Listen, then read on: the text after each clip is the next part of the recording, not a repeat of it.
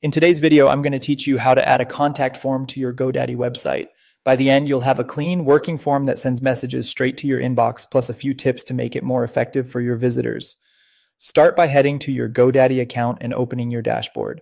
If you're not already signed in, log in so you can access your website projects. From the dashboard, open the site you want to work on. Now click Edit Website.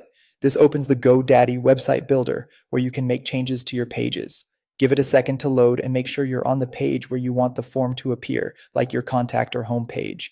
In the editor, look for the option to Add Section. Sections are pre-built blocks you can drop onto the page, which makes this quick and consistent with your site's design. From the list of section types, click Contact. This filters down to all the contact-related templates. Choose a layout that fits your brand and needs.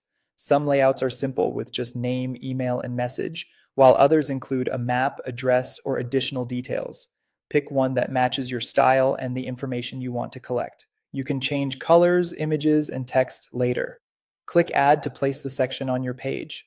The form will appear instantly. If needed, you can adjust its position on the page within the editor so it sits exactly where you want it.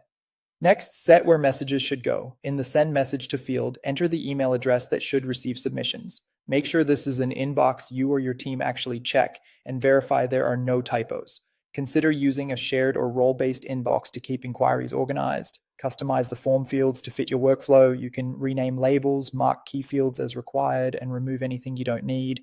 Add a friendly thank you message that confirms the form was submitted and lets people know when to expect a reply. If you plan to build a mailing list, enable the email opt-in toggle so visitors can consent to receive marketing updates. Only use this if you'll honor consent and send helpful content. Alternatively, you can add a WhatsApp chat button for quick conversations if that suits your support style. When everything looks good, click Publish to make your changes live.